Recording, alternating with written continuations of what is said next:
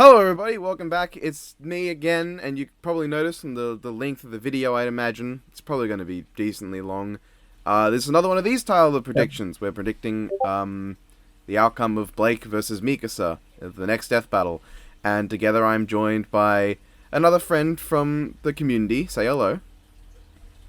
Hello, my name is Mal. I'm a member of the G1 Death Battle fan blog, as well as someone who's been kind of looking forward to this fight for quite a while, in all honesty. I had a feeling it was going to happen, like everyone predicted it was going to happen after Geese versus Heihachi, and turns out it did happen. Yeah, are you on the DVD? The DVD? The death battle Discord? Not the Yeah, I community. am. Right, I don't know if you saw, but literally 1 minute, a bit under a minute before Geese vs. Heihachi came out at all, I just went into the first spoilers chat and spoiler tagged Heihachi wins. Next time is Blake vs. Mikasa, and this was before the episode even actually came out at all. Everyone immediately bought it, which confused the hell out of me because they just not realize that obviously the episode isn't even out yet. But as it turns Uh, out, I was completely right. So yeah, you were completely right. A lot of people thought the next fight was going to be Blake versus Mikasa because a lot of people were waiting to see what the first 3D fight in house was going to be, and a lot of people said Blake versus Mikasa makes the most sense due to budget reasons. They could reuse assets from Blake's model to the environment and as well. also Just general. Volume 8 finished not terribly long ago. And I think Attack on Titan ended recently too. And it ended literally a week and a half ago. So yeah, it's not been long, which makes sense from a business perspective as they could capitalize on both Ruby Volume 8 ending as well as Attack on Titan being extremely in the popular consciousness at the moment. Like the anime just ended as well, so It I don't did? I blame them didn't from know doing that. it. I didn't know Yeah. that. Well, the first part of the first season, last season ended, Ah, so it's and a lot of people are talking about Attack on Titan, so it makes sense to do this fight now. Though I kind of wish they waited a bit. Like, let's be honest, the anime only watchers are going to get spoiled anyway. But yeah, I'd which rather I guess them there wait. probably will be spoilers for the manga in this video. So if you are an anime Yeah, only watcher, we both agree yeah, Blake you're going to probably get is gonna win, spoiled. right? Yeah, no, we both agree Blake's going to win. I, Yeah. I, I think it's.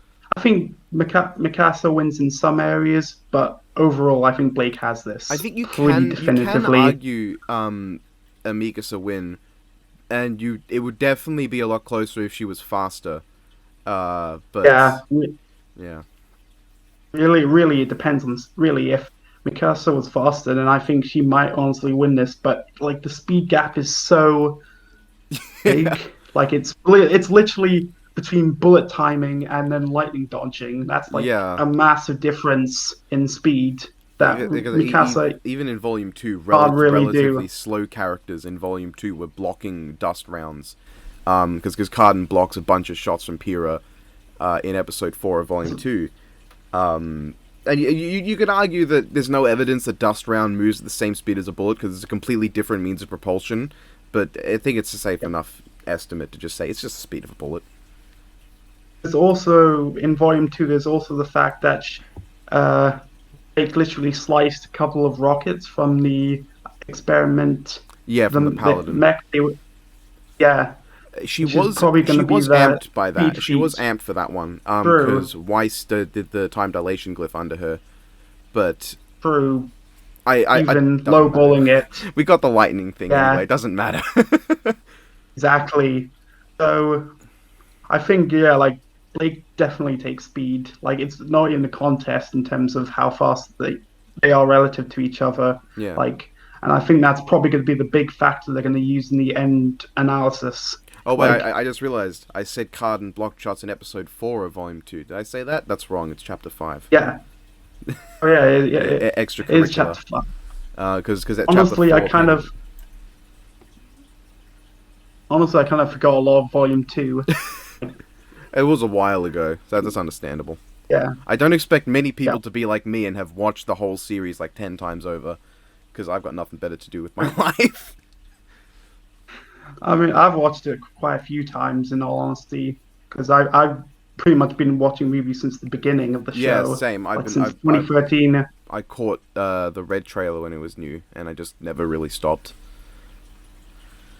Yep. A lot of people I- have this So preconception I'm a Ruby hater, just because I criticize a lot of the recent stuff. I don't I don't hate Ruby. It's yep. probably my second favorite web series of all time, behind Death Battle. Yeah, and you get called the Death Bell hater, even though it's completely not true. I do, don't I? That's it's Yeah. funny because in a couple days I'm going to be putting out my Geese vs Ayachi review, which is going to include every episode that involved Fatal Fury or Tekken. And for the most part, that review is going to be pretty positive. Yeah, because honestly, I kind of like. I mean, I don't agree with Ryu versus Jin, but I like the episode. Yeah, I mean, I thought I wasn't I don't know if it's right or wasn't. wrong because they did use Udon, so I don't know if it's right or Yeah, wrong. But Udon's kind of dubious. yeah, Like it people is. hate on if it should be used. Because I get why they the used it. meteor thing is it's a bit higher than most of what we normally see in Street Fighter. At least it's Yep. not Azura's Wrath or anything. It's not that level of problematic, but Like, I don't think we'll ever see Azura's Wrath scaling in the Street Fighter episode. yeah, And people tend to bring it up, and I'm like, really? Like, that's a completely different continuity and would not scale at all. yeah, So they may use it if we yeah. get an Azura's Wrath episode. It'd be funny if in Azura's Wrath, like they put him up against someone who attacks souls, and their explanation for him negating that is that he fought Akuma. And imagine if they did that. Yep. That'd be great. I don't think that'd be great, though. I don't. Well, great as in it'd be They funny. might. It'd be funny to me, but Yeah. there's probably I don't. better evidence, I imagine. Yeah, I'm not sure if Ashura's going to even be in the death battle. I've heard debates on that either way, saying that maybe it would be difficult because he's only really been in one game and that's it. I mean, Like at least with Cole versus Alex, you could argue they've been in multiple games. I feel like Azura's Wrath. If there's going to be a character who's only been in one game, Azura's gotta be it because there's so much that happens in that one game in terms of being usable for versus debating. There's so True. many feats and just completely. It's pretty much like an entire arc of an anime condensed into a single game. It's ridiculous. Yeah. So it kind of sucks that his best opponents have already been used, except Atrocitus. Yeah. Like, I wouldn't complain was pushing. if Azura versus Atrocitus happened, but I'm also me, so I've got to push for Atrocitus versus Ryuko. So that's just something I got to do morally. There's also Ashura versus Kratos. Don't mind that one either. I do have my preferred for both, but it's not bad. Yeah. So, personally, yeah, I could see it, but I still don't think it's going to happen this season. I've seen people say Ashura versus Kratos is going to happen this season. I'm like, Nah, it's not. probably not that likely. What's hilarious is that Probably not that likely. the most likely Kratos match that fits this theme for this season is fucking Guts, because that matchup has been brought up several times in the past in the context of a death battle. And God, please don't do that. Don't do that. So Oh, what God, happened? Guts.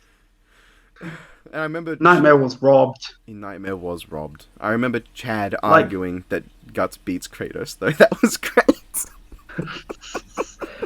I love Chad is great, but yeah, I just don't think Guts is that strong, and he shouldn't have been Nightmare. Nah, not No, even by the honesty. episode's logic. Nope. I mean, I like that episode, but it was Guts wank. It's one of my least favorite death battles, not because of the episode itself, but because a lot of people took what they said to heart and have just massively overplayed Guts as this unstoppable monster. Even though in the manga he clearly isn't. He's really not. He gets his ass kicked a lot. He usually wins in the end, but he does spend a lot of his fights getting battered to hell. Exactly. Literally in one case, but you know. Yep. Yep. Anyway, so that Blake versus Mikasa then. Yes, we got a bit off topic. So yeah, for, Honestly, personally, I think Mikasa might win destructive capability and maybe durability, but it mostly comes from the fact that the Survey Corps can kill colossal titans, as well as the fact Thunder Spears can affect armored titans, which there's a feat in the Attack on Titan manga where Armin does his massive transformation and like it destroys most of a city, which got cult at being town level.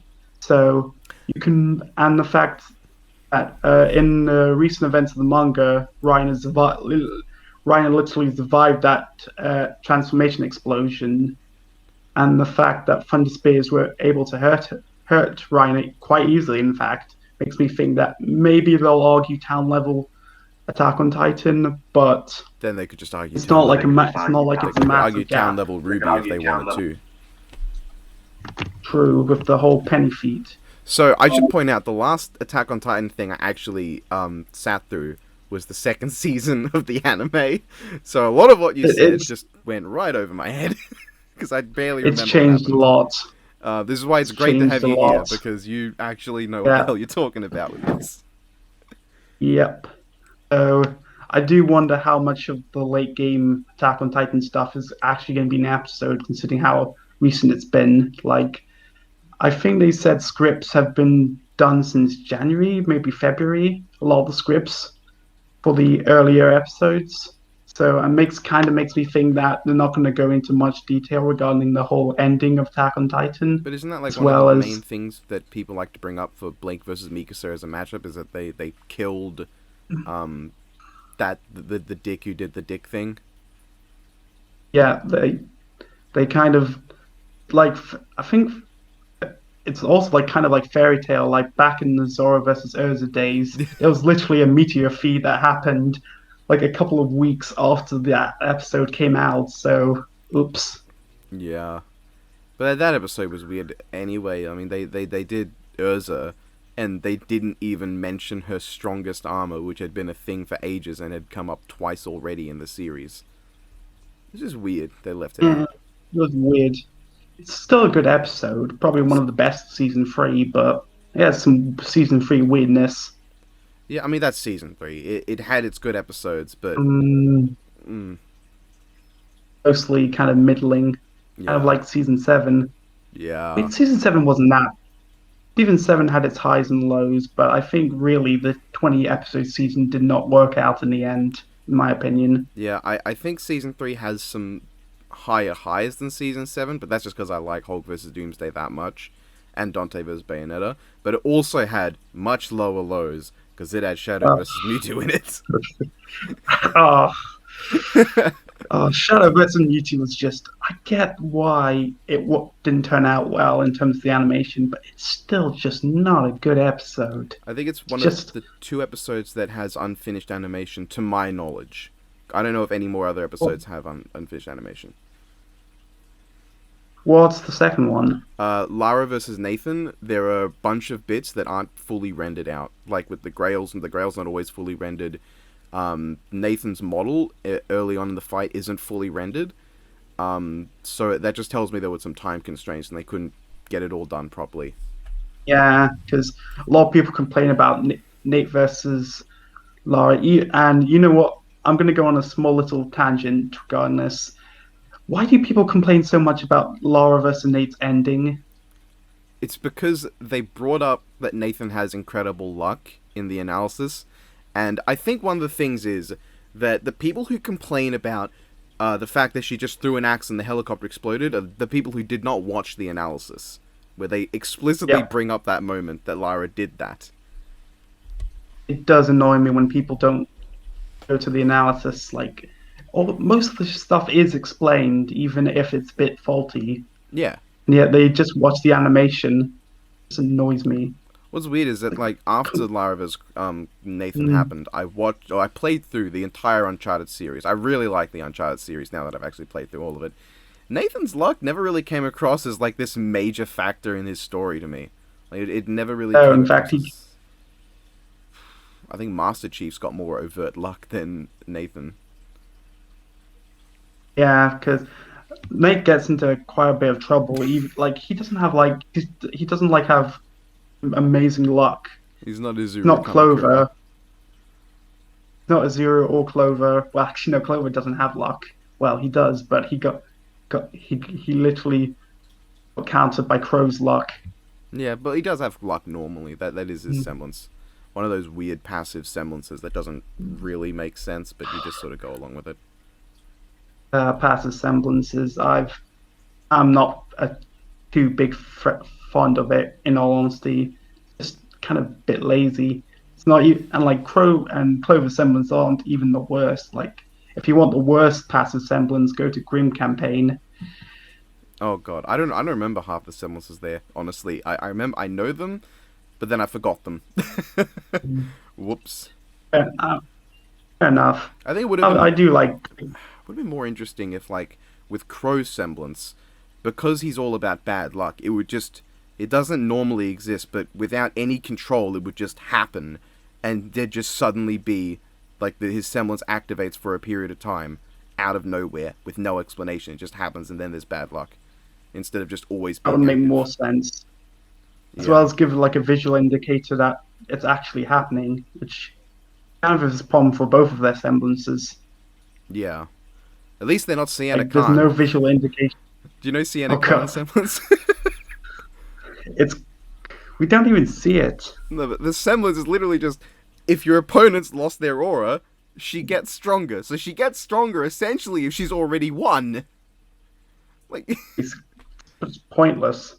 it's so But dumb. so she got killed anyway, so Yeah. it didn't really affect. I don't know why they gave her a semblance in the first place. She was pretty Doesn't drop make dead gorgeous, you could say, at the end. Yeah, it was just so like Volume 5. I just It's I the just have so many it issues is with it. the only volume that I outright think is just bad. Yeah, no, I agree, 100%. I It think is bad. Volume 4 gets way too much shit. I don't think it's like super great, but I think it's good. Like, I think it's fine. But it gets a lot of hate. Yep. I think Volume 6 I just found sort of boring, but not bad. Volume 7 is one of my preferred volumes overall.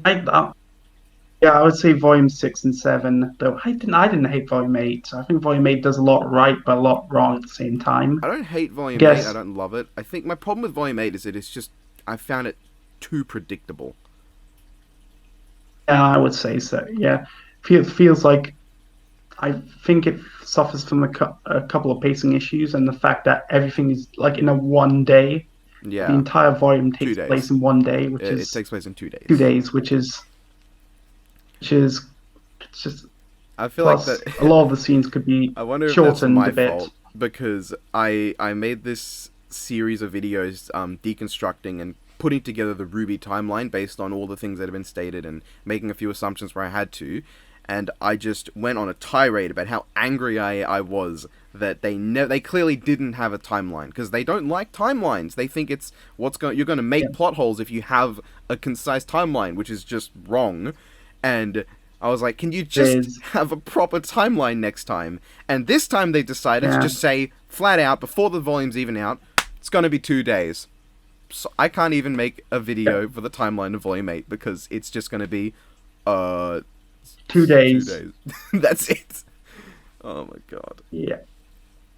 Um, I'm not sure what's going to happen in Volume 9, though. I think it's going to basically be entirely on that island location. I don't think we're going to see Vacuo.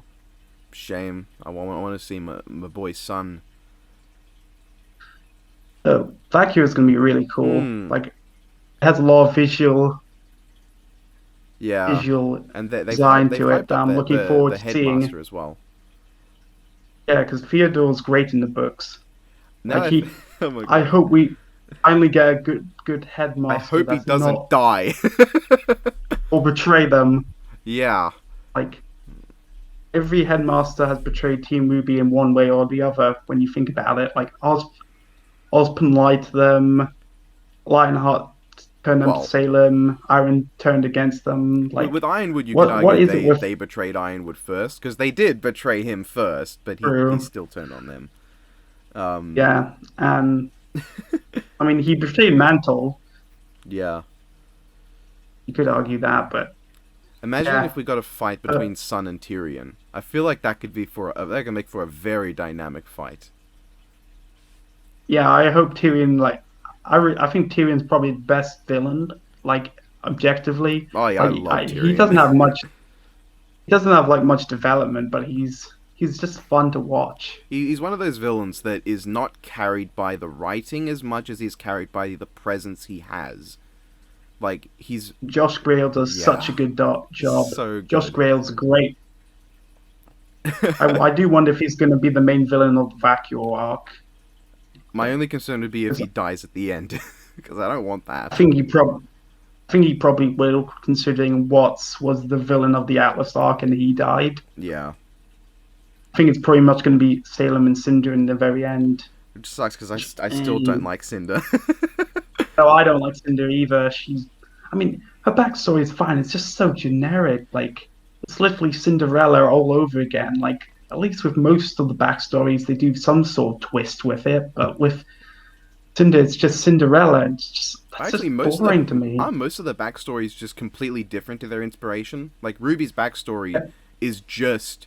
She was born on Patch. Mum fucking vanished. The end. That's her backstory. It's just that. Yeah, yeah, pretty much. Ren's is very different to the Ballade of La Moulin as well. It's very different.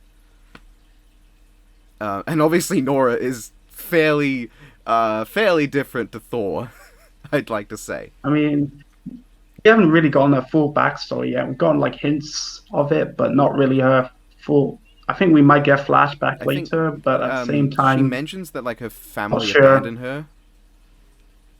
In Volume 8, she Yeah, mentions a lot of it. people think her family's from Atlas or Mistral. No, Atlas and Mantle.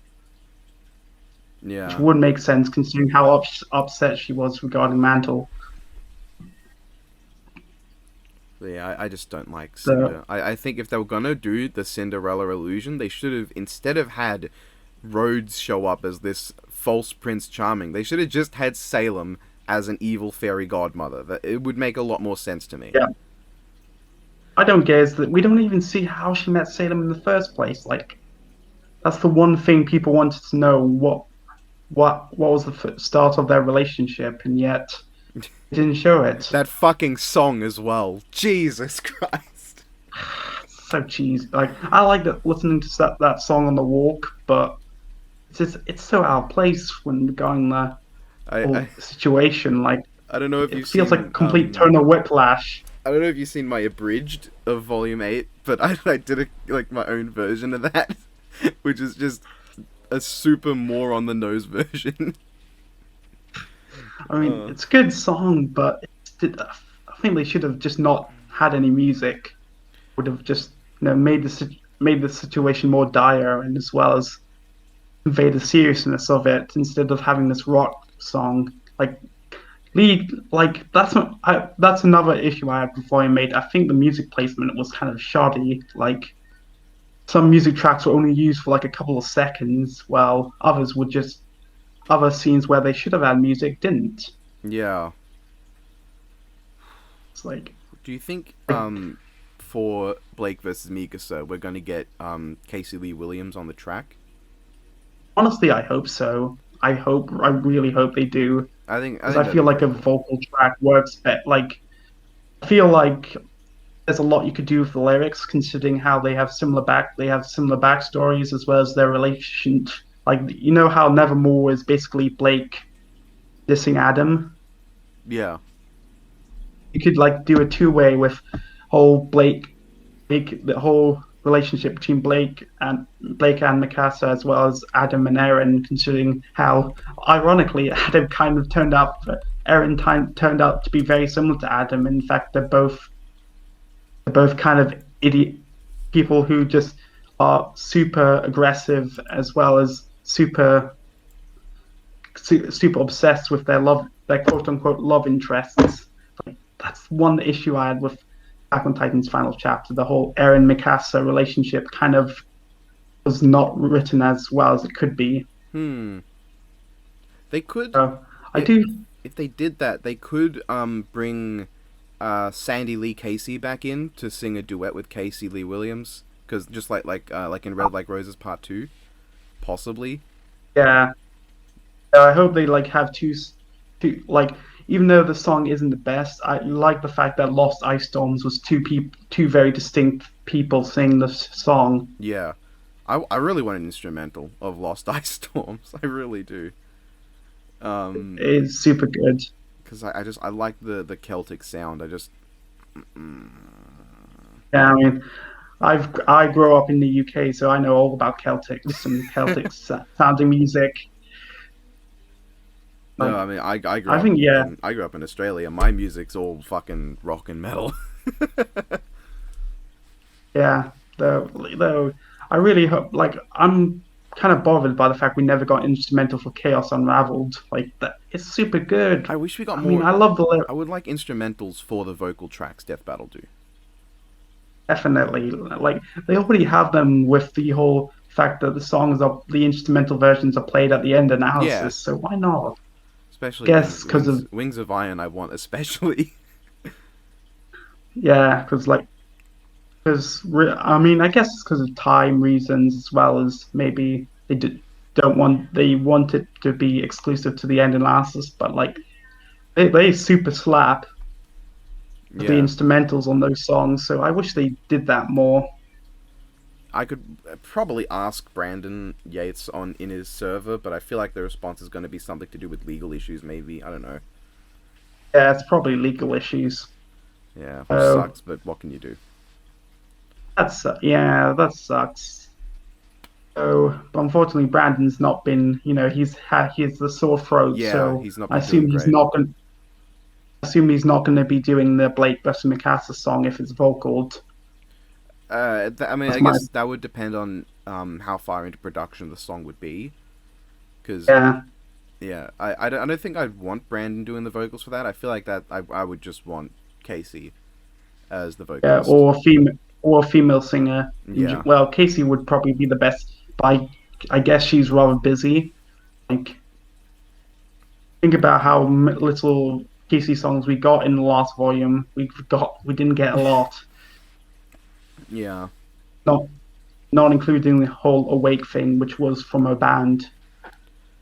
So I um, think yeah. they might end up going with an instrumental song, even though I didn't hate Winter Sonata, but it was just kind of generic. Didn't feel Ruby enough. I don't remember it.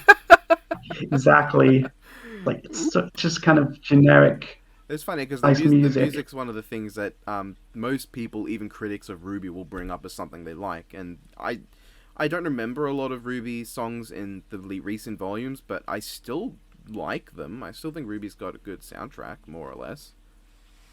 Actually, you know what I like about the music? I think a lot of the background music is pretty good. Like everyone focuses on the vocal music, but the background music, mostly for the recent volumes, have been pretty good. Hmm. Uh, we should probably get back onto track with Fate the vs prediction Mikasa, part. yeah, So, yeah, as you said, Mikasa, you can argue to town level. How high into yeah. town? I would say maybe on the low end. Well, more on the low end than the high end of town. I don't think she's multi. She's I think she's probably just at town, but no longer. Right. And you can make an argument that she's city block level, which I would not dispute. I think she's in between city block level and town, in my opinion. While Ruby characters, I generally put at straight city block level, even though with the whole I thought there penny was a multi-city block lifting. feat though with Weiss's dust.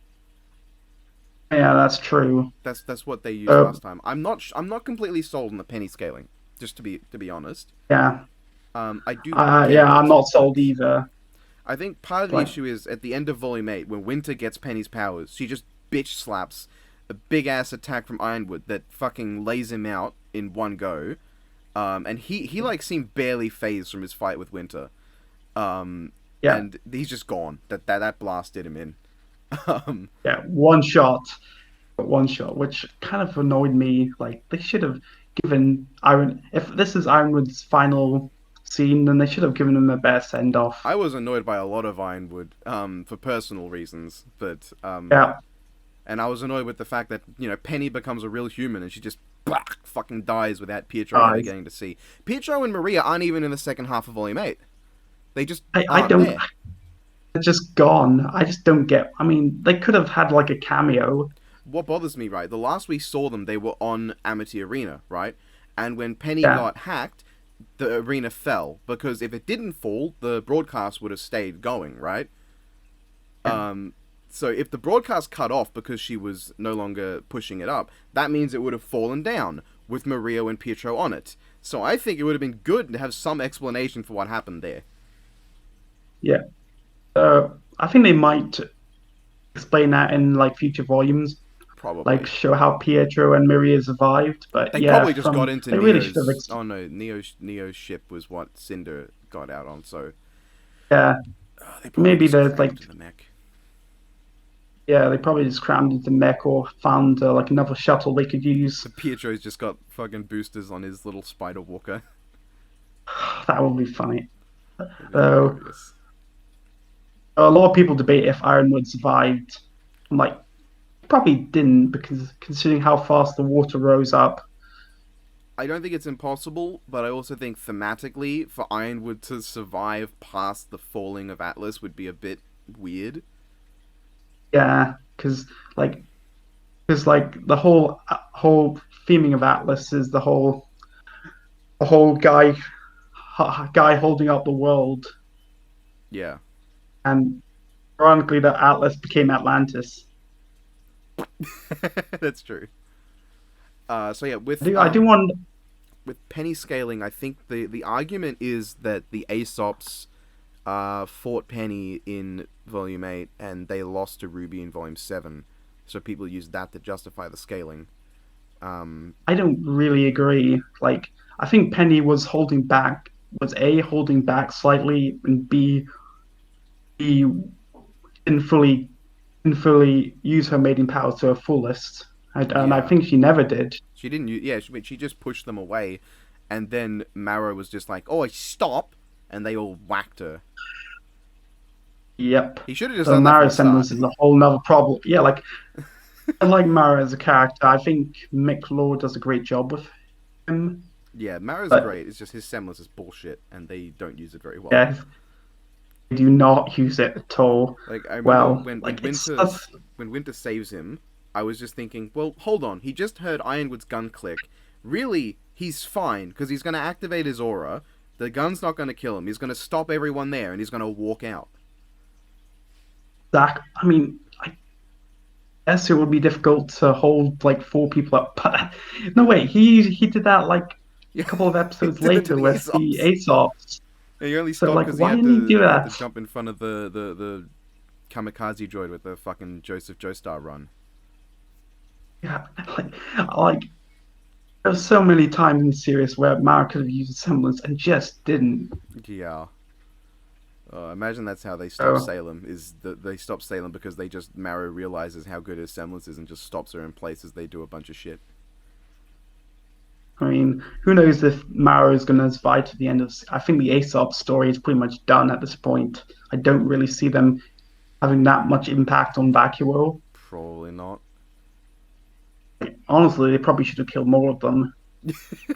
Yeah, just fuck him, fuck him.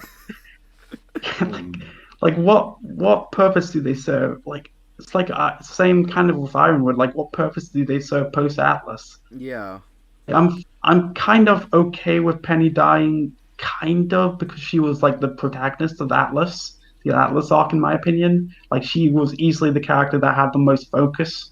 yeah. I think But it's kind of fucked up that the first choice Penny makes in her life without someone telling her to is saying, kill me. That's kind of a bit yeah, fucked up. it is a bit questionable. It is like I get why they did it, but they could have.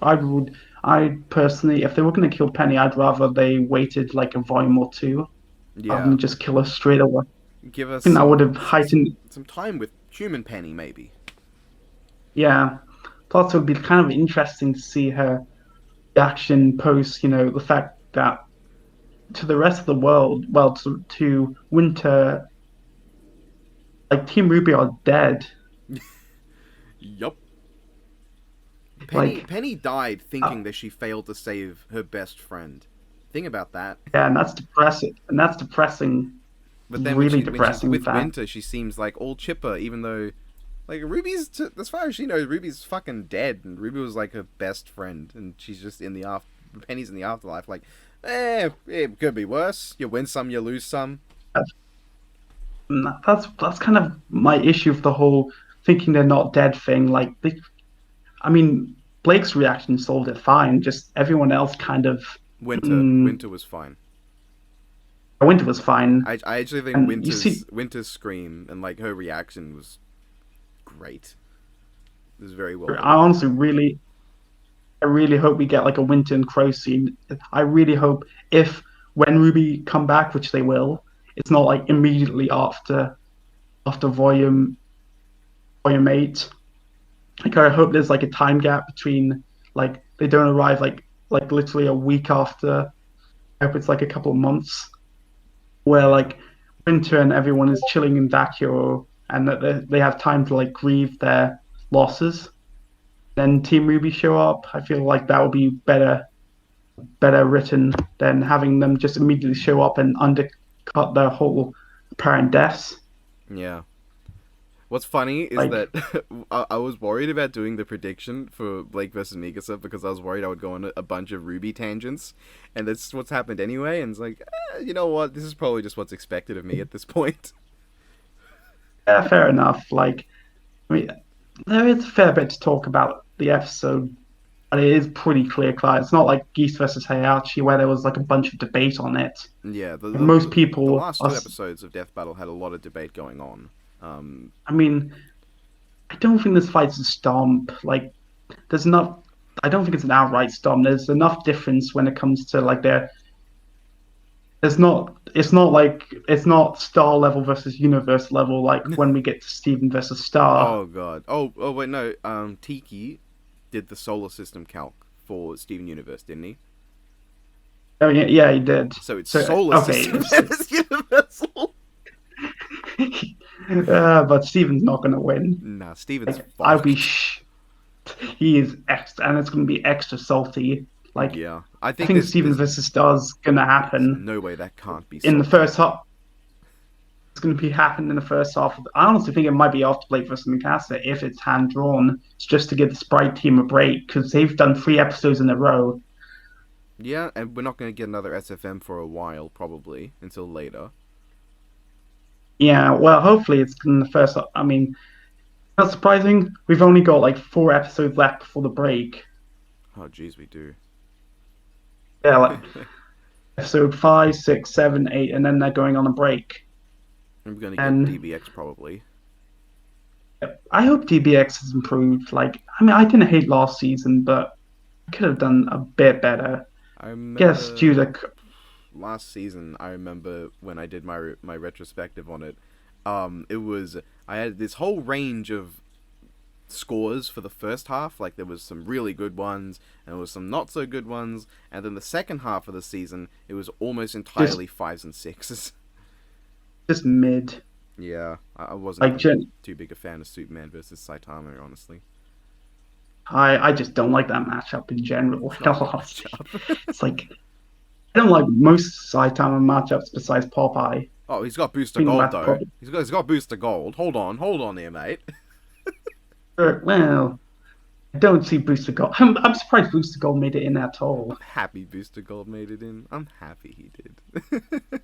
Yeah, like I'm not the biggest fan of Booster Gold versus Cable, but I did like Booster Gold being in Death Battle because he's just a fun character. It's like Yeah, I want more I out generally there like the fun choices. characters. To be honest, I think Poe would be fun in Death Battle. I'm just not sure who he'd fight because like there's not a Poe fight I actually like all that much. Probably going to be Iron Fist. Probably, yeah. his most Yeah. thematic matchup is Goku, which is hilarious. But I don't want Goku to come back. No. Well, Goku probably is coming back eventually, just because of. The fact that But he's I'm not sure Goku. if it's going to be against Superman. I feel like Honestly, I'd rather. Goku versus Seiya or Superman 3 are both decently likely, as much as I would not be too fond of either. But I don't think it's going to happen this season. I don't think we'll get Goku versus Superman this season. I hope we don't. I at least hope not, especially because we're going to get Link versus Cloud too Yeah. anyway. Oh god, that's going to be a hot mess. Oh no, I'm gonna have to do a prediction for Link versus. I'm gonna have to do a prediction for Dio versus Alucard. Oh, every time I remember that I'm gonna have to talk about Dio versus Alucard, I'm just brought so much dread. Honestly, I'm a huge JoJo fan, so I might discuss that fight with you Yeah, in the I'd be happy future. to. The only JoJo's I've consumed is the live action film, which is good, but it also cut Yeah, it's out. like it's one It cut out every bunch mention of stuff. Dio. I mean, most live action anime are kind of crap, so you take what you get. The only two that I've enjoyed have been the very first original live action Death Note movie. Just the first one. The sequel wasn't great. Don't count the Netflix one. And The Netflix one is just ugh. and the Ray JoJo Turner. one. I enjoy Dragon Ball Evolution, but that's not because it's good. It's just I don't. I have no clue what the One Piece and live action Netflix thing's gonna be. I It's gonna be can't like wait for the a Naruto mess. thing to come out in the future, because I would love to get the opportunity for Not Death Battle to do live action Naruto versus live action Ichigo versus live action Luffy. I just think that'd be fun to do, just only the live action versions. Wasn't like the Bleach movie kind of bad? I have not seen it, but it probably is. I have seen the first Like live action Ichi. Attack on Titan, though. I fell I asleep don't halfway like that. through, and then I woke up in the middle of the credits, so. It's just not good. Not very It's good. just like I think Attack on Titan in general just doesn't work to live action that well. I Like think the part whole of it's the Titans, the way they look yep. doesn't really. Look, and plus they changed Mikasa to his sister, which, like, if they were going to adapt later arcs, That'd be that would so have been awkward. very awkward. I feel like it's awkward from the start, because like I always felt there was obviously something Mikasa had for Eren since the very start, Yes, and then when I watched that, definitely. and it was like she's his sister, and she also vanished for a long part of his life and was working with this other guy for a while, and they don't actually know each other super well. I was very confused. It's like the entire crux of Attack on Titan is like, I mean, a lot of the crux of Attack on Titan is the Mikasa Eren relationship, and like, how do you screw that up? That it's not that difficult of a relationship. Just Like, wait for Dragon Ball Evolution 2, where they finally introduce Krillin as Goku's arch rival from when he was a child. I wouldn't be surprised. I would not be surprised. I could Like, do live you know action what's Piccolo kind of versus Martian Manhunter. But no. uh, pick a like just I mean Justice League did all right with Martian Manhunter, but I just Piccolo in Dragon Ball Evolution just looked off. Yeah. I don't feel like but you can do green characters well. Look at Gamora, but just no. I think Martian Manhunter in Smallville looked fine. It was way Yeah, back like in the past. Like Smallville has some good effects for the time. I think CW Martian Manhunter looks kind of good. Yeah, he looks better than I've not Piccolo at made least. yeah like. I do find it funny that Justin Chadwick, who played Goku, later played a parody of Superman on Doctor Who. Did he? I didn't know that. Yeah, he did. Oh my god. He- Ukog played so Superman. it's like, yep. Actually, that was a pretty good episode. So, the Dragon Ball Evolution is not good. No. I'm glad they're not doing a sequel. Enjoy Evolution, but not for being good.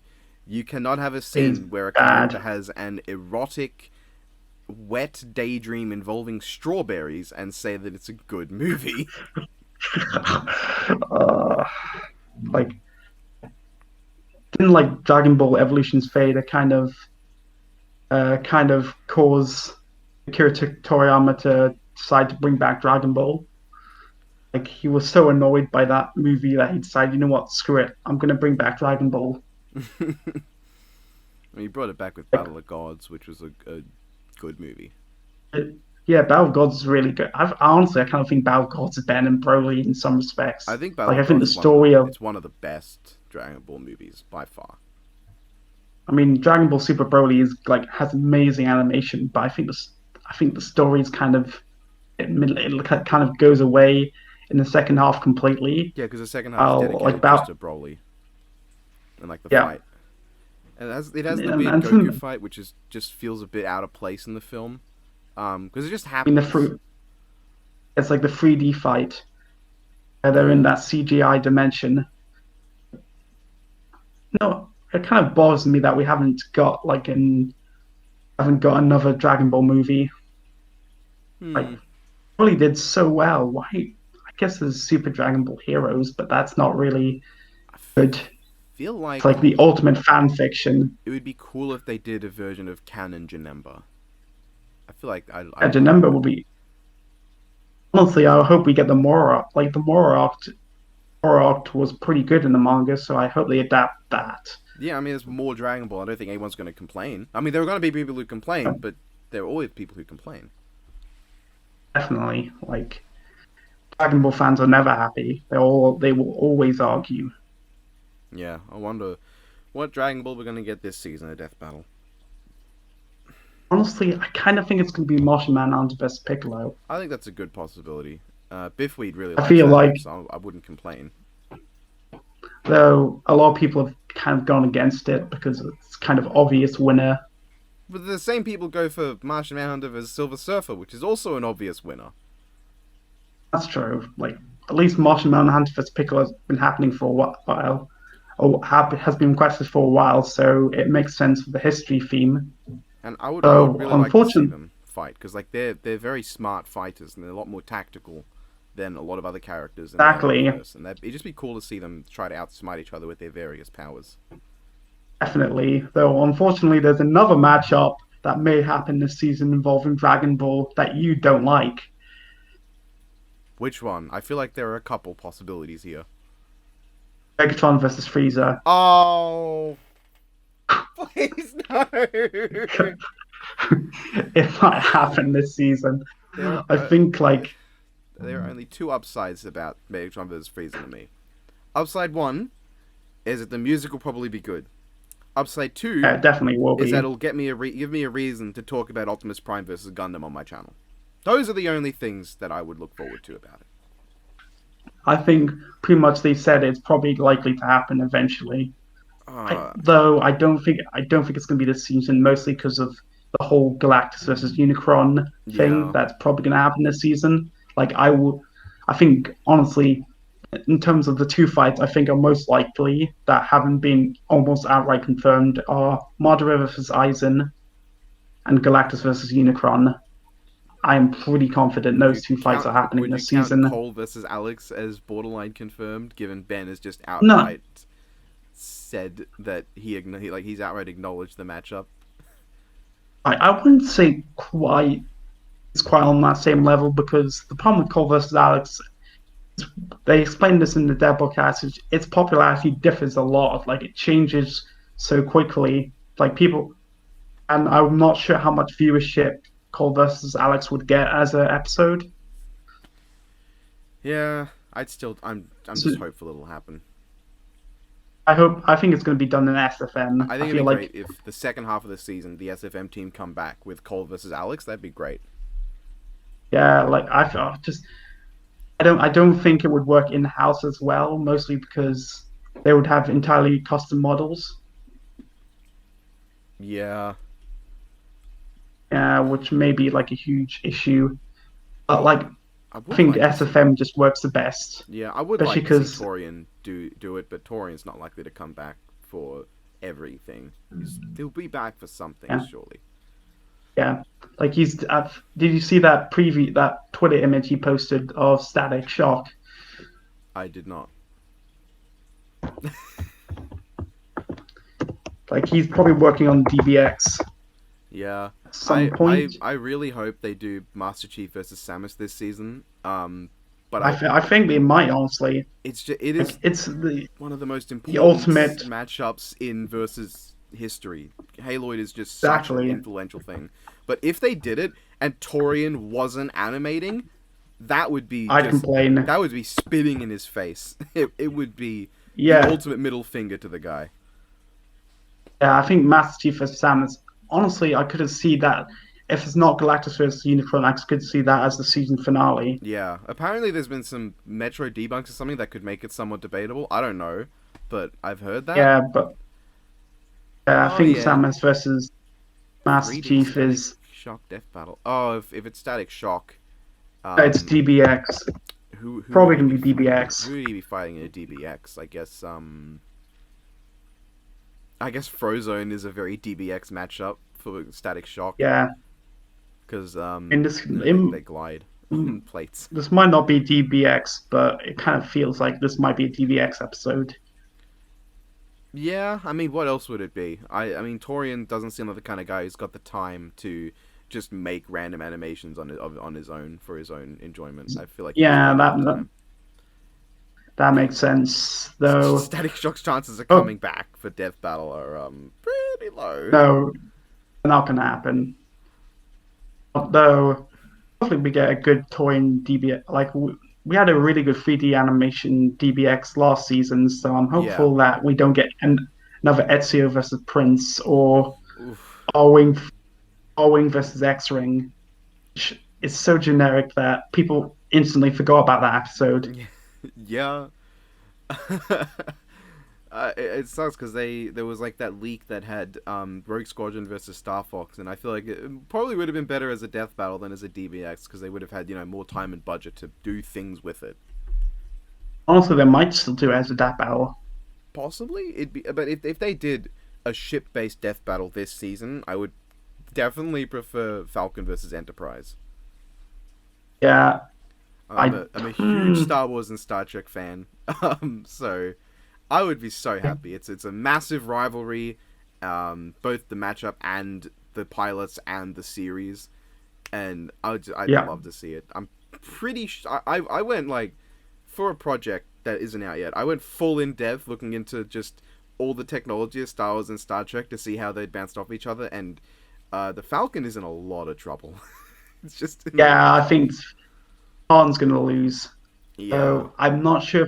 I don't think that fight's gonna happen this season, mostly because of Yoda versus me. I'd be surprised if we Yeah. get another Star Wars combatant this season, even though Han versus Kirk is a highly requested matchup.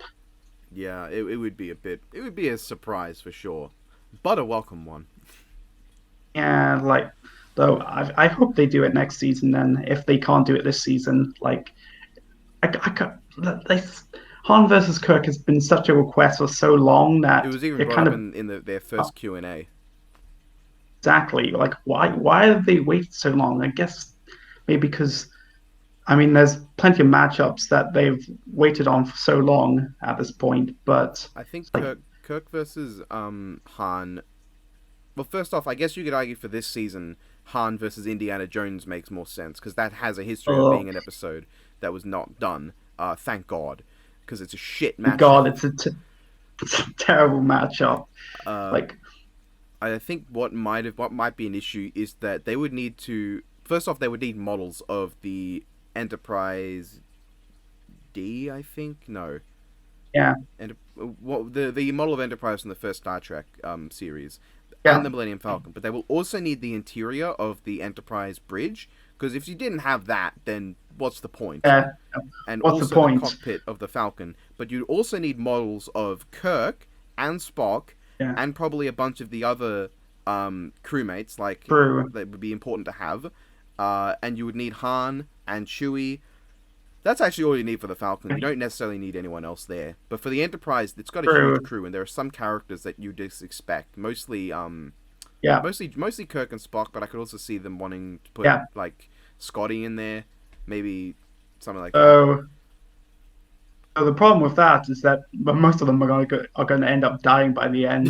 Probably. I would not be surprised if the fight ends. The fight has both the Millennium Falcon and the Enterprise crash land on the planet, and it's just Han and Kirk pulling themselves out of the wreckage ship I for the final fight. I could imagine Feels like that the Falcon makes the most the sense. Falcon bombs one of the nacelles of the Enterprise, and it starts going down. So as a response, it fires a torpedo back, which takes out a big chunk of the Falcon. On his way down, Kirk beams onto the Falcon and fights Han while it's crashing. That could be cool. And that would be an awesome. That'd be an awesome setup. Though, thing about would SFM work the best for that fight? Like, I'm thinking 3D in-house. The problem is that you're gonna have to make a lot of custom models from scratch. Of Yeah, SFM, you don't have that issue, but I'm not sure how many SFM models of the Millennium Falcon, the Enterprise, Han, Kirk, etc. there are. yeah. That's the big problem with SFM. You have to work with the models that you were given. I think they've only made one model for an SFM animation for one of the death races. I think they made a model. I don't remember which one, but not counting the track, of course, which they had to make on their own. Yep. So, but yeah, I think it's going to happen eventually, though budgeting might Yeah, delay it. yeah, It's highly requested enough for it to happen. So, yeah, I mean, budgeting reasons is probably why we haven't seen Galactus versus Unicron yet. yeah. I mean, I I can imagine. I do not envy the 3D animators, because I assume it's going to be 3D. Like, Well, Bright would just look off. it would be hilarious if guess- it was in Sprite, but it would not fit at all. Definitely not. Though I guess kind of like Thanos versus Darkseid, when they grow super big, to be a test for Galactus versus Unicron. Yeah, though I mean, an easy workaround would just be to make the the actual area really small, like fairly small, and then just have the models be normal size, so it gives the illusion of them being really big, when in the software they're not terribly large. That's probably what they're going to end up doing, though. I have no clue how they're going to do Unicron's transformation. Like, it's going to be a huge Yeah, gain in terms of animation. because that's one of the most iconic transformations in the whole series is Unicron's transformation in the first in the 1987 film. Yeah. Um, Yeah. So it's going to be a huge pain in terms of 3D animation to do, yeah. unless they just hard cut from planet to giant robot. But I don't think that's going to That would work. be So very they're going to have sad. to. I think they're going to have the transformation, though. I think Ben said that if they were to do Galactus versus Unicron, it's going to take at least a year of animation to do. Oh, So it's I going to would be season imagine. finale. Because one of the things with Galactus vs Unicron is that they're going to have to move really slow to sell the weight of their attacks. Yeah, I'm which not, might not work the best in animation, but yeah, I think it means it'll take a while just to animate a punch. yeah. Not that I would So- necessarily expect a lot of punches from those two. True. I really hope they make it as they don't go the Thanos versus Darkseid route and have rap. Oh, I hope not. Especially when it's Unicron from the fucking 87 Transformers movie, which is iconic for its rock tracks. Yeah, Like the well- Unicron melody's not a rock track, but the Unicron melody's also, or medley is also not a rap track either. true. Though speaking of which, is the Unicron trilogy good? Like I heard some good and bad things about it. Well, I mean, first off, the Unicron trilogy, despite its name, Unicron himself is only a major presence in two of them. No, in one. So the Transformers Armada was the first one, and it is a very mixed bag, because while it has got a lot of really good things, most notably one of the most iconic versions of the character of Starscream in the fandom, it only really starts to get going near the end with the Unicron saga, which is great. And that's about all the Unicron there is in that series is a bit of foreshadowing early on, and then just the ending.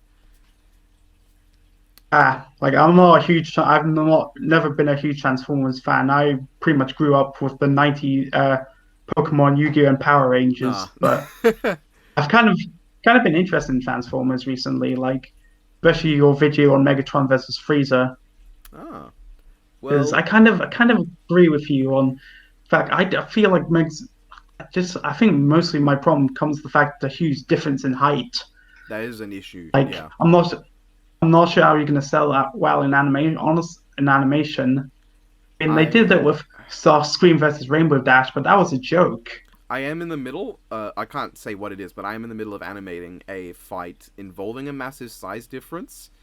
And it is quite difficult, but one of them is a monster, which makes it a lot easier to figure out than if both are humanoid and True. fighting like people would, which adds in a whole new issue and a whole different dynamic that makes it so much more difficult with a size difference.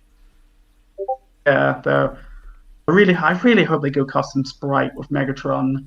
Like Megatron or 3D. Like Megatron sprites are just They're not good. I bad. meme them, but they're not good. Yeah, they're just. And they got away with it from Starscream versus Rainbow Dash because that was early season one Yeah, death battle, but they need to make they need to do it 3D yeah. or custom mod. Like I think during Gundam versus Optimus Prime, like Prime was significantly short, scaled down compared to size differences, the actual size differences between Optimus Prime and Gundam to the animation. I'm trying to think. Gundam's official height, I think, is around 17 meters. Yeah. And Optimus's official height varies from 7 to 11 meters. But I've also just I did the calculation based on the truck. He should be 18 meters tall, based on the model of truck he is and the way he transforms. So he should actually be the same size as the Gundam, if not a little bit taller, but he's just not for some reason. No, because inconsistency. Yeah, that's G1 for you. Anyway, with the Yeah, I Unicron mean, trilogy, Armada's good near the end, but it's got a lot of fluff and filler. Energon is Energon. It's not very good. It's generally the most despised series. Aside from maybe Combiner Wars, it's the most despised series in the Transformers community, by a margin. It's I literally had like not as bad as the live action movies no, it's though. worse. The live action movies are finished products at least. Energon used unfinished animation in its dub, to the point where the final battle between Optimus and Galvatron doesn't even have proper animation for several chunks. It literally has just the keyframes with no in between frames, and they just faded them between each other. So that basically like like early season one 3D DBX. Yeah, no, even that Yeah. has in between frames. It has frames in between the key Oh, poses. It is worse that's than not that. good. And the worst thing is I that mean, it's 2D. The final battle is in 2D for some reason, despite the whole series being in 3D. how? Because like the 3D animation is so bad that there were points where they changed to a more heavily detailed 2D animation to emphasize emotions and things. That's how bad the That's 3D just was. that's like pulling a Berserk 2017. Like three, I think you can do 3D and 2D animation together decently. You can, Like because look at Transformers Cybertron. Optimus Prime versus Gundam with the whole Morrow being in 2D and the Oh entire yeah, fight being in 3D. but That looks pretty in good. Transformers terms, Transformers Cybertron actually does it quite well. Transformers Cybertron has, well actually Energon does it too, but Cybertron does it better with 2D humans with 3D giant robots, and Cybertron is the best part of the Unicron trilogy by far. It's decently good. Yeah, that's the third one. I quite enjoy it, but it's also the one with the least amount of Unicron in it, hilariously, because he's a black hole throughout the whole series. Instead, it's got God Yeah, in it, so that's lovely. that's. I mean, Transformers can get pretty wild, even if looking just at the G1 continuity. Well, yeah, the So G1 honestly, G1 continuity's got like Galvatron blows up 2 planets in the third season just out of nowhere, just because he's pissed off. It's hilarious. And I it's, don't. it's fucking super It's like good. kind of my feelings on G1 Transformers are kind of like 1980s TMNT. Like they're the most iconic versions, but I don't think they're probably the best. No, they're not. objectively. They're not even the best G1 because the best G1 is the IDW comic run, which Yep. is probably one of the most important parts of Transformers. But like The Transformers had a lot of things. and there's the whole Linkara review the Marvel Transformers comic books. Yeah, Marvel comics are interesting. I've got the first 6 issues actually somewhere in my room. Don't know where they've ended up. Yeah. So who knows if we'll get Galactus versus Unicron this season? Ben Like it does. could. I think I'm pretty sure it's happening, but Fairly certain that's you going to can be the never. finale. Yeah. So though we've been proven wrong in the past, so it could happen. It could or could not happen. Yeah, I mean, I never thought Broly versus Azra was going to be the finale of last season. And like everyone was predicting it. I was just thinking it's gonna be fucking Hulk. Same way with Doctor Doom, everyone was like, it's gonna be Gilgamesh. It's gonna be Gilgamesh. And I was just thinking, it's gonna be fucking Lex. Yep. Like Gilgamesh is a cool character, but he doesn't. Oh shit. Doesn't work as a first introduction I to don't think there's Fate. any character that works as a good first introduction to Fate. I mean, I could see Fate in Death Battle. I would be a bit concerned with how they scale it because the thing with Fate's servants is that so Death Battle composites a lot, and Fate is one of the few series where it's completely justified because every single alternate universe or timeline is canon, and they're all the servants are just drawing from a singular spirit origin in the root. Those words hopefully mean something to you. Yeah, no, yeah, like every continuity is not Yeah. entirely related to each other, but they're connected. So you Yeah, can, so if when you it comes to can, compositing, you can just composite. you I can, mean, yeah, Saber's going to be a whole mess. because What with I think Artoria, there's a lot to talk about. Even like with just Stay Night, you've got to deal with the fact that in the Hollow Ataraxia timeline, which is the main canon timeline of Stay Night, which ironically follows all 3 of the original timelines of the game, but also none of them at the same time. Somehow Artoria is able to transform into Artoria Ultra by getting really angry, which should not be possible, but it is a canon thing unless she does. that doesn't make sense. Like Carnival Phantasm did it as a joke. Yeah, Carnival Phantasm is also technically canon, but that's very hard to It's like a figure out. complete. It's a great series though. Like I'm not the biggest Fate fan in the world, but Carnival Phantasm is just great.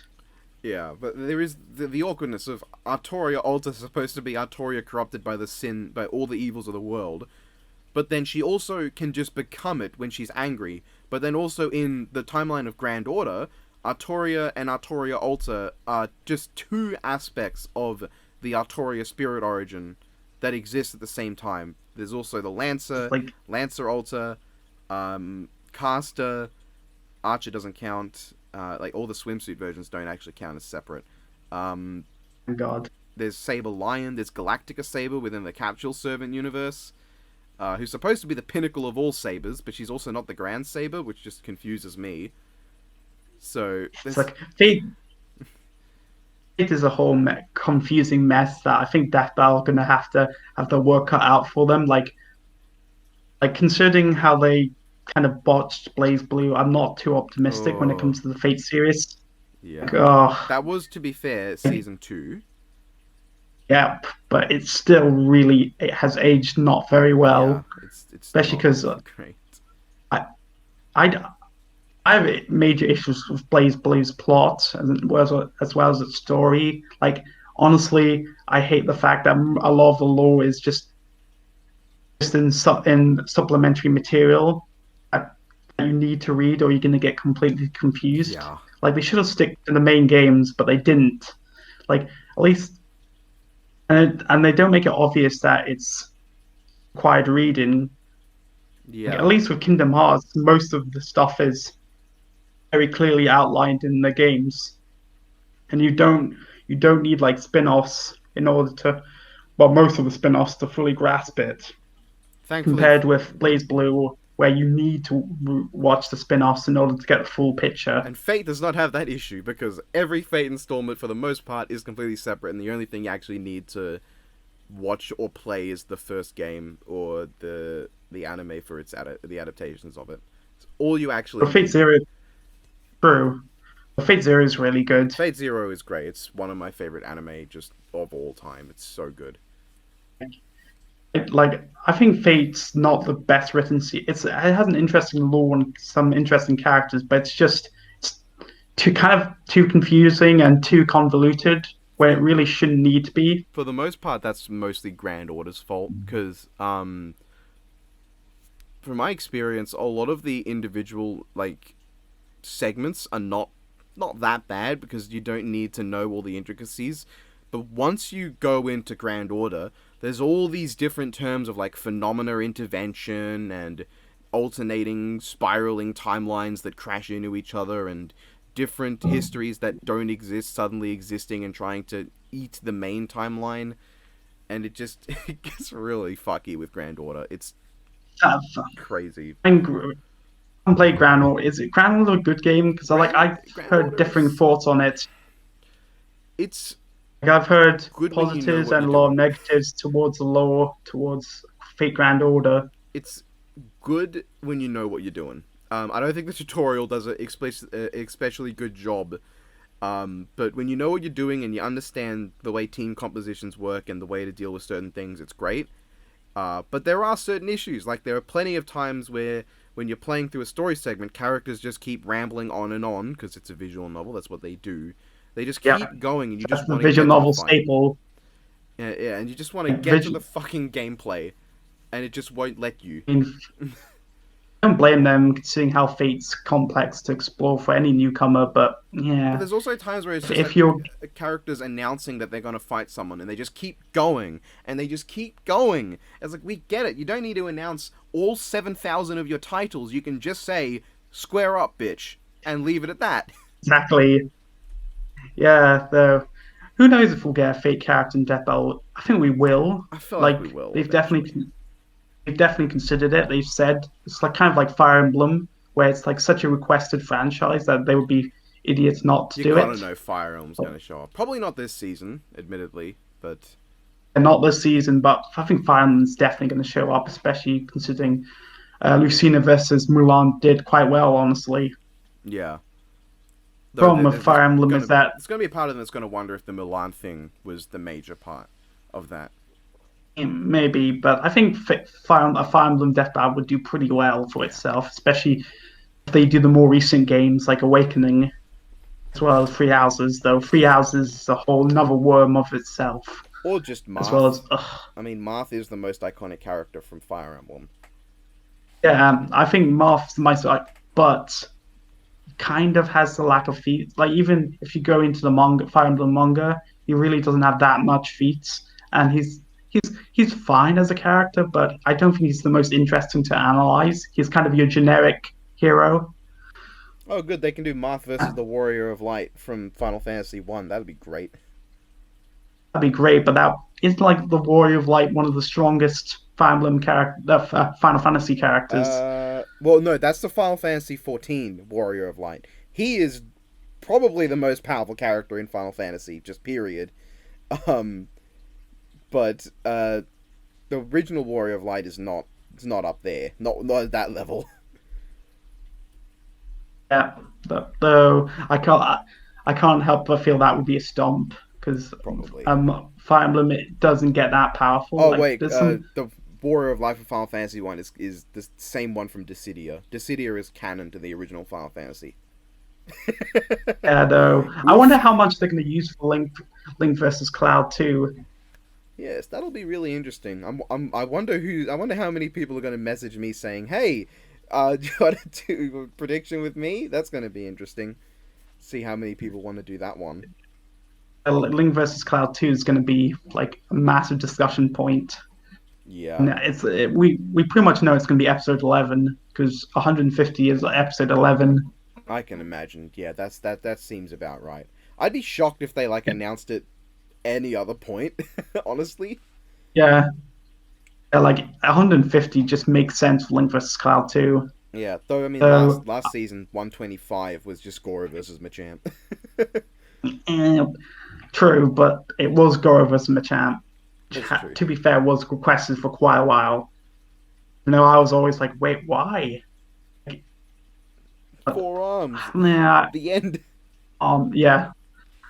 So I have my own issues with Goro versus Machamp. Like, I think the actual analysis was pretty poor. Yeah, I'm not a fan of the analysis. I like the animation more when rewatching, but the analysis isn't great, and the matchup still sucks.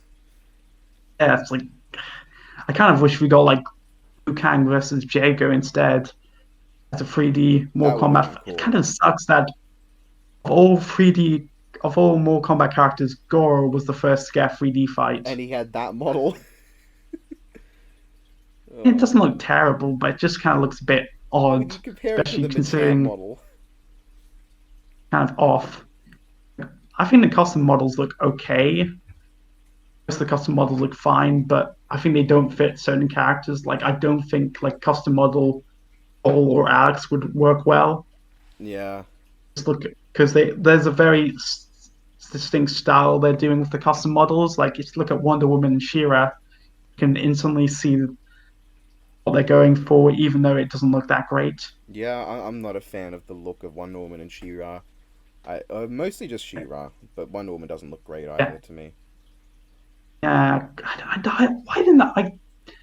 This is a small thing I don't get. Why didn't they? I mean, I get why they went with 80 She-Ra, but wouldn't it make more sense business-wise to go with reboot She-Ra? Probably, yeah. Also, honestly, reboot She-Ra is probably more impressive now, thanks to certain things. Unless you use Star Plus, Seed no one, scaling. plus, no one gives a shit about 80s She-Ra. Yeah, Like, 80s She-Ra is just generic I never 80s really, female I heroine. never really liked She-Ra in the original. I always liked He-Man because he was just so stupidly over the top in everything he did. But She-Ra just never really interested me. Yeah, well, like I had to look at She-Ra feats, and I was like, this show isn't that great. Like it has some major problems. Like, and yet people will defend saying 80 She-Ra looks better than the current series, and I'm like, really? Like they reuse so many models and animation, and in general, it just doesn't look that great. Like, a lot of 80s. I mean, I'm not an 80s kid. I didn't grow up with it, but a lot of 80s stuff doesn't look that great. Nah, a lot of 80s stuff is love for the nostalgia and the influence it had on the future more so than how good it actually True. is. Yeah, I think you could probably argue like even TMNT, which was late 80s, early 90s, was kind of like that. Yeah. Like, have you seen how many mistakes they get in Yup, the 80s I have. series? It was 1987, I believe, was the Okay, original yeah, title so it's series. late 80s. Um, I mean, I've watched the '84 Transformers series since I was a child, and I'm used to that. It's hilarious, if anything, Um, I mean, I grew up with four kids, so I had to. with the Four 2003 kids is a bit. series. No, I grew up with four kids, Pokemon and Oh, Yu-Gi-Oh, which is an interesting experience. I can imagine. I did grow up watching Yu-Gi-Oh as well. I don't think I I ever. love the original Yu-Gi-Oh series, but it I is love it. cheesy, I beyond cheesy, imagine if Ash versus especially Yugi for happened this kids. season. I'm kind of leaning towards. I don't know what my problem with Ash vs. Yu-Gi is. I just think it's when Yu-Gi-Oh is a difficult series to do in Death Battle in general. It is. I also Considering think how there's the a little weird thing that Ash does. Ash have any legendaries? He's got a Mel medal,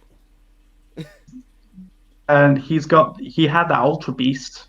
and you compare that to Yugi, who's got the most powerful monster in the entire franchise, as well as the Exactly. God cards, as well as Exodia, as well as the Dark So Magician who scales to nearly the same level as those cards.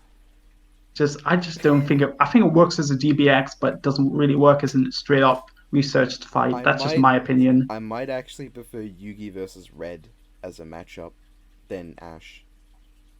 Honestly, I think it's going to be probably if we get a Pokemon matchup this season, I think it's going to be Pokemon versus Yokai Watch or Pikachu versus Jibanyan. Yeah. Yeah, because Ben has outright I said he think there's wants to gotta do that be. fight There's eventually. gotta be a Pokemon battle this season. You'd have to think. I would be shocked, especially because it's the 25th anniversary. Like, why wouldn't you Yeah, because do a Pokemon fight this season? Pokemon's been in most of the seasons. I don't think it was in season 3. Um, I Was it don't think season 4? which But yeah, season? season 4 was Lucario Yeah. versus Renamon. Oh no, season 3 did have Pokemon as well. It had Mewtwo vs Shadow, unfortunately. Oof, oof. Season Not. 5. Uh, I don't think season 5 had Pokemon. no, I don't think it did. And season 6. I don't think season 6 had Pokemon either. I think it's kind of likely to happen this season, Yeah. especially in a meta sense. You know why Pikachu versus Japan would work this season? Is there anniversary related thing? Oh, the Olympic Games. Oh. Both were going to be mascots for the Olympic Games. Oh. Right. So like it makes perfect sense for the season. I wouldn't mind it. I've got no idea where Yokai Watch scales or any of its anything. Yokai Watch is like massive. There's a bunch of debate on it on how strong it gets. Though I think maybe Pikachu might win. But Interesting. I think depend on what they decide to go with, what they buy. I definitely think it's quest enough for them to do. Yeah. Like it's good. It's good. It's like easily the most requested Pikachu matchup at the moment. Even though your Yokai Watch has kind of dropped in popularity. Has there been any the only other Pikachu matchup I can think of that's not using Red or Ash is fucking Agumon, and that doesn't sound like it'd be particularly great when we already had Agumon as Wargreymon just steamroll a fucking Charizard. Might not be great. Pointless. It is a bit weird using Pikachu though when you think about it, because it's just a middle evolution. It's not even like the most powerful that line would get. True, though I don't think there's that many highly requested Pokemon matchups they haven't done yet. I mean, there's Rayquaza versus Ridley, but that's not really a great matchup. I'm not a fan. Just not a fan. I prefer both Vilgax and Boros for Ridley over Rayquaza. And they could do Rayquaza versus King Ghidorah, but I don't think that would be great in terms of the animation. No, because you've got a 10-meter long snake versus King Ghidorah, whose smallest incarnation is 55 meters tall. Exactly. I think there's really only 2 Pokemon fights I think could happen this season: Pikachu versus Jabayan, and hopefully, I hope this happens eventually, Mewtwo versus Black Wargreymon. Oh, that could happen. Part of me is unsure because Tiki's part of the Death Battle team, and he's told me that Ben watches Crossover X, meaning that Ben would have probably seen Mewtwo versus Black Wargreymon on Battle Royale. True. Oh god, that would mean that Ben's seen my voice acting. Uh-oh. I don't like that. Oh. Your voice acting for Mewtwo was pretty good, actually. Thank you. My opinion. I thought it was really good, especially in Magneto vs. Tetsuo. Thank you. that was a very interesting audition. They asked me, "Do you want to do Mewtwo again?" And I said, "Yeah." That was it. So I thought that was a pretty good episode in general. I'm really glad people are getting Tetsuo love. I think Brandon and Max did a great job on that one. I really hope we get Tetsuo in a death battle. Yeah, I think Tetsuo would be great. I mean, it would make sense, I guess, for this season, just considering Akira's massive in terms of its influence, but also, I mean, probably not that important to death battle. True, though Magneto has been requested for Chad has outright said he has been looking for matchups for Magneto. Magneto versus Dr. Polaris. Let's go, boys. Oh. How did that fight happen in the first place? It's become a huge meme. Because Magneto is a magnet guy with a helmet, and Dr. Polaris is a magnet guy with a helmet. And there's something funny about one of the 3 biggest, most iconic Marvel villains of all time being killed by this nobody Green Lantern villain with a stupid hat. I just don't think it's gonna happen. It's not gonna happen, but I'd love it if it did because it's been memed so much. I love how memed it is, but it's just not.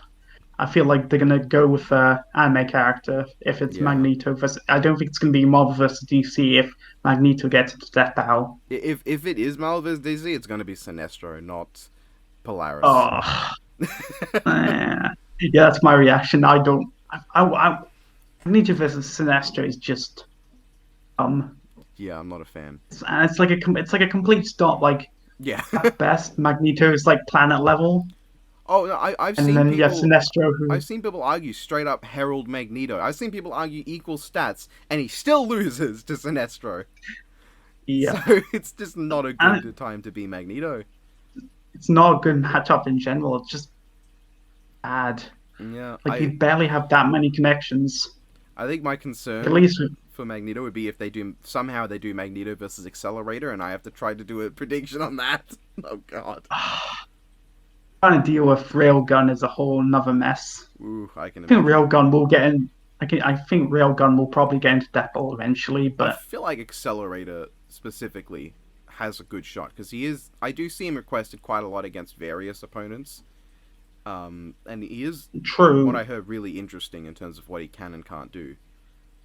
Though I think the easiest one would be Misaka. No, Oh, girl yeah. who can shoot electricity. Misaka versus Killua from Hunter x Hunter makes sense, Yeah, I'd be okay with that. I mean, it means not putting him against Akame. which is just like a complete stomp. Don't like that matchup. The only Akame match that I actually like, even semi like, is Flashy Flash from One Punch Man, and even then, it's just I can't find it neat. That's about it. Uh, I'm fe- I'm not a huge Grey versus Esther fan, but I'm kind of fine with that being the main Kame get killed matchup. Mostly because I'm kind of surprised we got an Kame versus kill matchup. Hmm. I mean, if Yang versus Bakugo didn't exist, Yang versus Leone would have a chance, but gonna do Yang I versus I don't Bakugo. I don't like Yang versus I Bakugo don't at like it all. either because like the main theme is that they're angry, but the problem is Yang hasn't had a real Bakugo-esque anger outburst since Volume 3. Exactly, and like there's like a way better matchup. Shinra from Fire Force. Yeah, I think Bakugo versus Genos is better than Yang because like they have a similar sort of arc at the start of their series, the whole being overly angry and then learning a bit more humility as time goes on. At least it's more than what he's True. got with Yang. I think Bakugo versus Raphael works really well because the core of their personality is the same. They're both primarily driven by an inferiority complex above all things relating to the main protagonist. Better than Yang. Yeah, like yeah, like well, I just don't feel like Yang. I don't really want Yang to come back, even though I don't like Yang versus Tifa that much. Like, I don't want I to. guess you could maybe justify it. Like, there's plenty of Ruby characters to do in Death Battle before we start bringing characters back. Yeah, I'd fucking take Mercury. I'd take Crow. I'd take Tyrion. I'd take John. I think John. Yeah, John. I don't need Yang back. Let's do John Arc versus Dan Ibiki. Come on! I'm more of a John versus Sokka fan. I don't actually care who John fights as long as it's, gives respects to John. Interesting. I've come to like John more and more. I've come to prefer Team Juniper Yeah, to Team Ruby. I used to always be like agreed. on the side of Team Ruby for a lot, but like I think one of the things Volume 6 did at least was convert me straight on Team Juniper. I just found their interactions with each other a lot more relatable and a lot sweeter than Team Ruby because Team Ruby are always so supportive of each other. And Team Juniper Yeah. have a lot more drama going on between them, and it just feels a lot more human. Like I just for some reason I like the scene where John tells Ren and Nora not to get him a coffee, and they decide to anyway because Yeah. that's what friends do. Honestly, they feel more like family than Team Ruby. Like Yeah, a lot of Team Ruby's relationship is just telling, while Team Juniper is more just showing it. Like yeah. Plus, Nora's like one of my favorite characters in Ruby. So I think also, I do agree volume with you. one I of the think they're more one interesting. yeah one of the things Volume 8 did well. So My favorite scene of Volume 8 is the scene with Ren and Nora. It's just I think I that's just well liked it. yeah. Honestly, I think they're a better relationship than they have the best relationship in the show. Yeah, and that brings us back Even better around than like to the topic of Ruby. Ruby, which we kind of got a bit off topic on, but Yes. that's fine. Hey, people. Hopefully, people just enjoyed hearing us ramble. Um, so Yeah, I hope they have. Back with Blake vs Mikasa. Blake's gonna win probably. Um, Probably. Though, yeah, probably Blake's gonna win. Like, I'd I'd be I'd be surprised if she surprised didn't. if I think the only way they could get Mikasa to win is somehow they buy town level for her, but not for Blake. even if you buy town level, she's just so much faster. Like, it's like so obvious. It's bullet timing versus lightning timing. It's like What's bigger? I it's gonna wonder be extremely hot the AP difference or the speed difference. on speed. Oh Like at jeez, best, Mikasa's like supersonic. that's an oof. I guess you could argue Uh, Bla- if she's town level, she could outlast because Blake's gonna be mm, constantly draining her aura just by doing things and True. using her semblance. Because she does that even if she doesn't need to. She always uses her semblance for everything. So you could argue that Mikasa would just be too tough, and Blake would just run out of aura, and at that point she's just gonna basically be a bloke. Well, not a bloke, Yeah. but Like that's kind of my frustrations with Ruby. The fact that characters almost become completely useless without aura. Especially yeah. Blake is one of the worst examples of that. Like in Volume 8 with the whole mansion attack. Like, because she was completely useless, She and it got just bodied by a baffled me. Like, senator. Like, how does that happen? It's a Grim. Ruby kills it in one hit.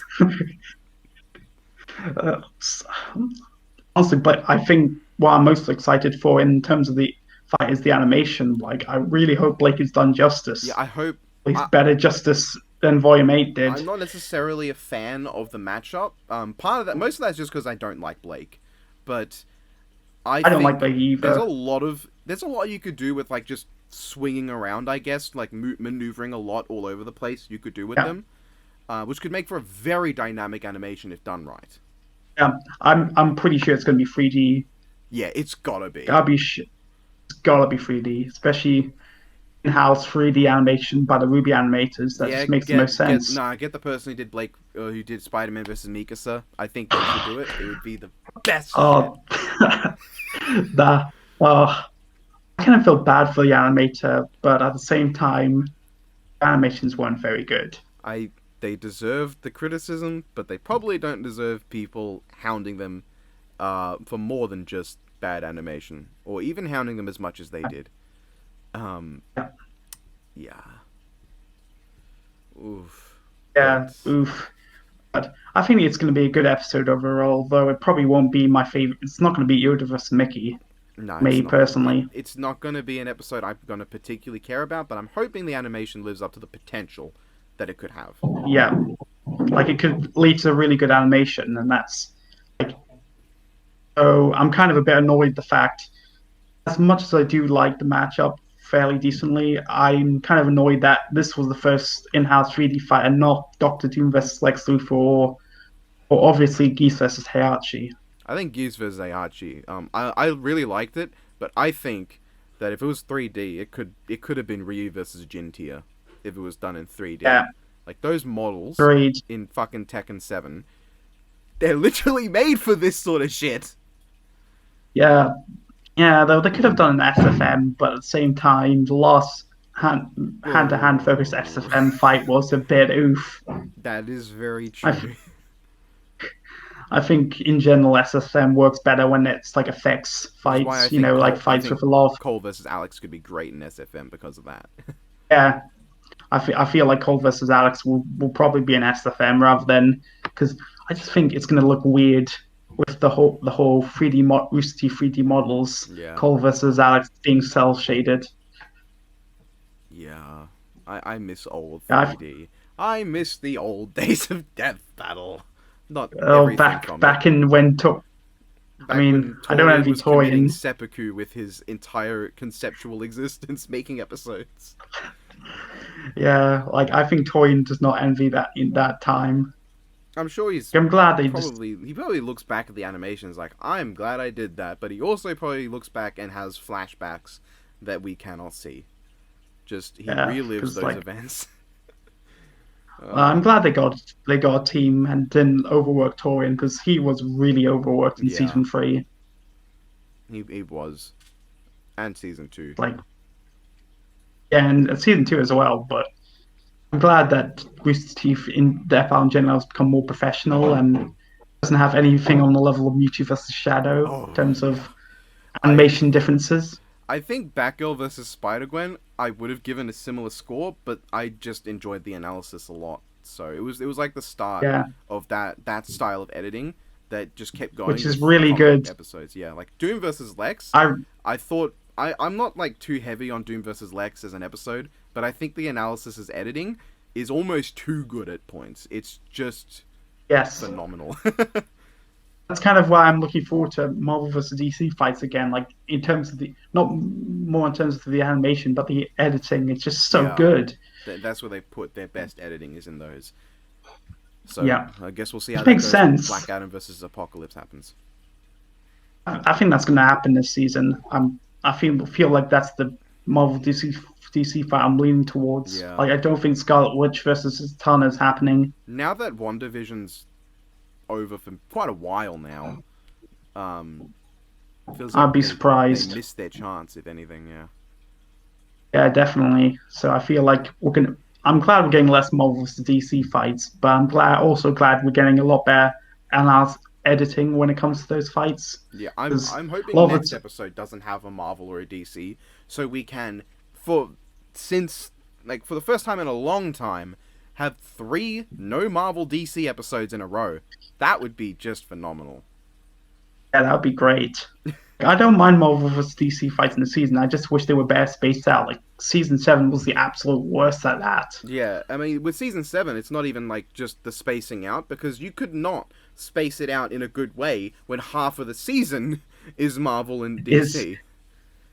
Yep, like kind of like surely there were other fights you could have done. Like a couple of comic fights where I was completely fine with them doing, like Red Hood versus Winter Soldier Yeah, was like I'm fine with that. And Hulk versus Broly, that.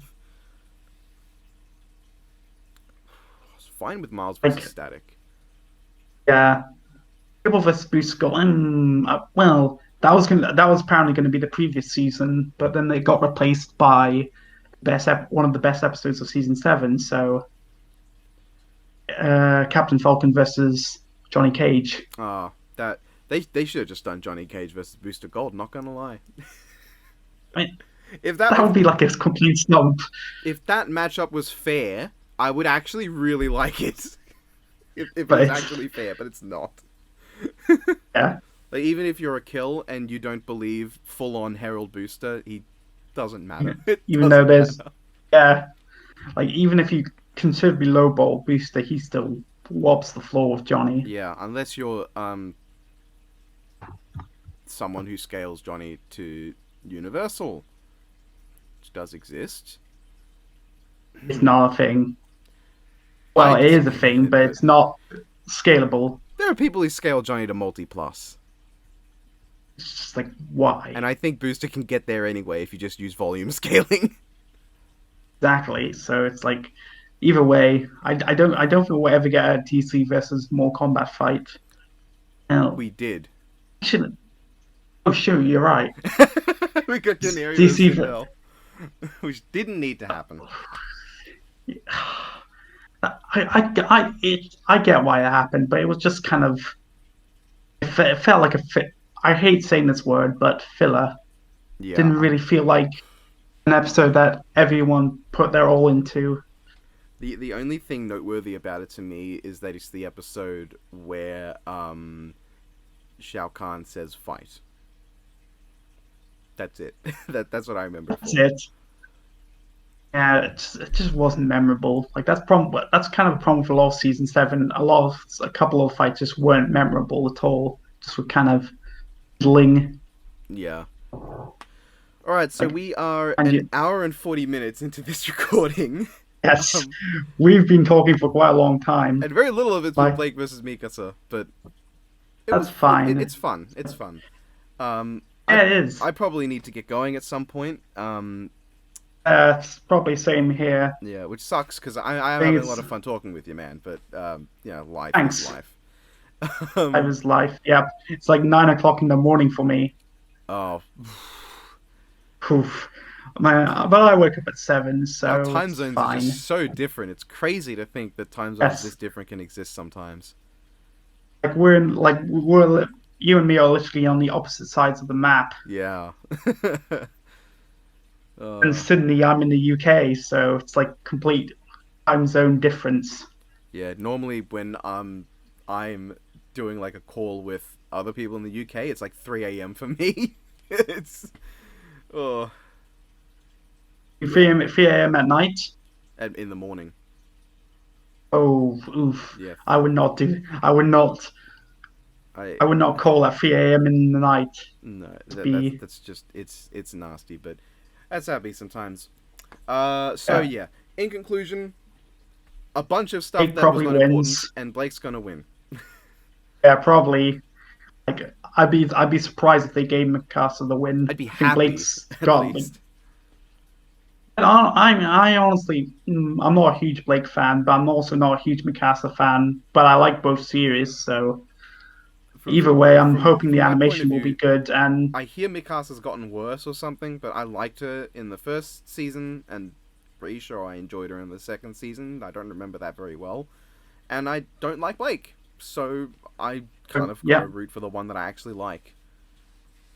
I'm probably rooting for Mikasa, but I expect Blake to win. So Attack on Titan that's showing up for the first time and getting a win would be great, but it's not happening, sadly. probably not, though.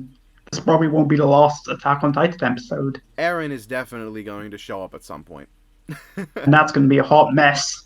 Yeah, Like, I hope they do it. It's I'm not sure who he'd fight, but going to be a huge problem. I feel like Kaneki's going to be the one who's going to fight because Ben's brought up Tokyo Ghoul in the past. Yeah, I do not envy the animators whatsoever. Yeah, I just realized Kind that of, when that happens, I'm going to have to do another one of these with Cyber. I'd feel horrible if I yeah, didn't bring Cyber on for that. yeah. Cyber is the big Attack on Titan fan. Yeah, that's his most wanted matchup is Ken versus Eren. Yeah, he's gonna definitely be involved in that. Yeah.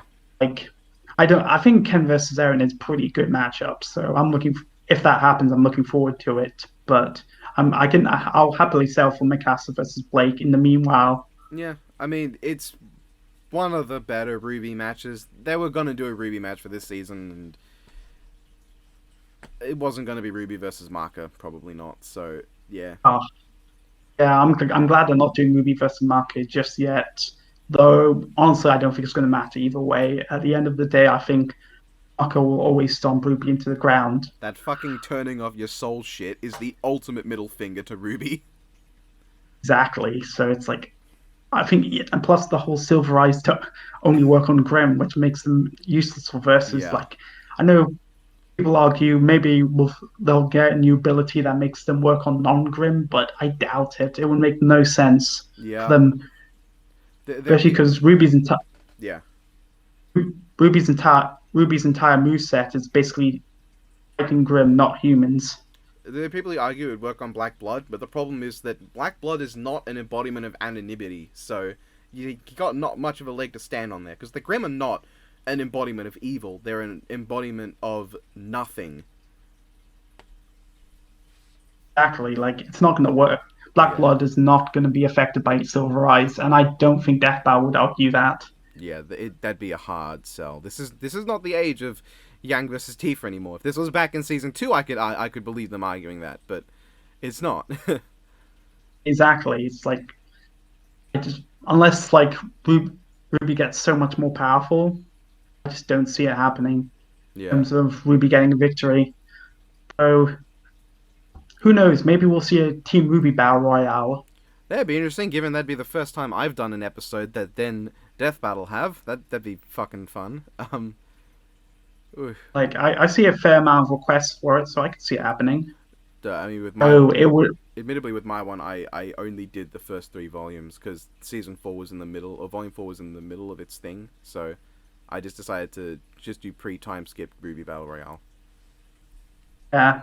So who knows what the future will be with Ruby and Death Battle? They might actually do characters that aren't Team Ruby. That would be fucking novel. Gimme John. Gimme John. Actually, Or, gimme Pyrrha. Pyrrha's just everything's laid out already for her. yeah, exactly. So Like, I get why they're going with the main four. yeah, I get it. That probably get the most viewership. They're the most well known. They have the yeah, most quested matchups generally. yeah. So, hope everyone enjoyed this incredibly long video. Um, I know there are some people who just like to hear me talk about random things, and that's what happened today, and it was a lot of fun. Yep. Thanks for It being here, was very Mel. much fun. Thank you very much for having me. Yeah, of course. You did say, like, ever since what the Phantom prediction dropped, you did say, hey, I mean, if Blake vs. Mikasa happens, and I didn't say no, so yeah. Yeah. Glad the time zone wasn't too big an issue this time. No, it wasn't. No, it wasn't. It was like I basically got up 10 minutes before we started this. What's funny is that with both Cyber and Phantom, I just woke up like maybe 20 minutes before both of those. Uh, So it seems due to Time time zone, zones. someone's always gonna have just woken up. Yeah. So this was very fun to talk about. Like, Yeah. I'm a huge Death Battle Ruby and Attack on Titan fan, so this matchup kind of fits me like a glove. That's great. I hope the episode's really good. I do. I hope it's good. I've said before, even if I don't like the matchup, or in this case, I just don't like one of the characters, there's no point in me wanting the episode to be bad, you know? Yeah, it'll be good. Yeah. Hopefully. So, I mean, I yeah. think that You it's been good. you can feel free to say goodbye. All right. Thank you for having me, Nemesis. It's Yep, been really anytime. fun to talk about any Death Battle related stuff. So I'll see you later. Yeah. Bye. See ya. And of course, to the rest of you, have a good one. I hope you guys all have a great day, and I hope you manage to sit through this in one go. See ya.